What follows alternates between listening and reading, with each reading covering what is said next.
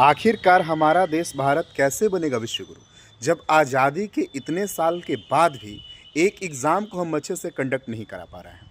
हमारे जो डंकापति जी हैं, महामानव हैं, उन्होंने स्पष्ट इस बात को कहा था कि भाई साहब इंडिया में इतना डिजिटलाइजेशन हो जाएगा, हमारा इंडिया इतना डेवलप हो जाएगा कि डॉलर बहुत ही डाउन हो जाएगा, रुपया बहुत ही ज़्यादा ऊंचा हो जाएगा और एजुकेशंस को हम बहुत ही बेहतर ढंग से लेके चलेंगे।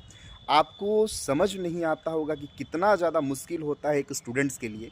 कोई रेलवे का एसएससी का जब फॉर्म अप्लाई करता है, 500 दे के 1000 दे के फॉर्म का अप्लाई करता है, उसके बाद 500 किलोमीटर, 600 किलोमीटर, 700 किलोमीटर ट्रेन के जनरल डब्बे में बैठ के धक्का खाते हुए जाता है और जब एग्ज़ाम सेंटर पे पहुंचता है तो पता चलता है कि भाई साहब क्या एग्ज़ाम ही कैंसिल हो गया या एग्ज़ाम पेपर ही लीक हो गया।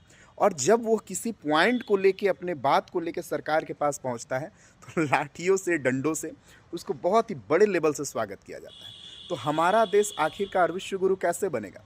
एसएससी स्टाफ सिलेक्शन कमीशंस प्रति वर्ष 50 लाख बच्चों का एग्ज़ाम लेती है और लगभग बहुत सारे बच्चे का इसमें फॉर्म अप्लाई होता है और सिलेक्शंस भी होता है।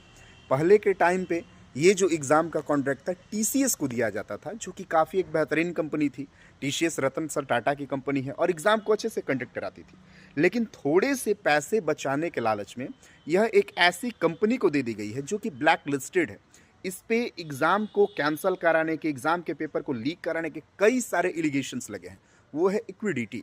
अब कम से कम हमारे महामानव को भी सोचना चाहिए कि भाई साहब अब थोड़ा-सा कम से कम देश पे ध्यान देने की आवश्यकता है। फ़ोटो शूट पे मन की बात करने की कोई आवश्यकता ज़्यादा नहीं है।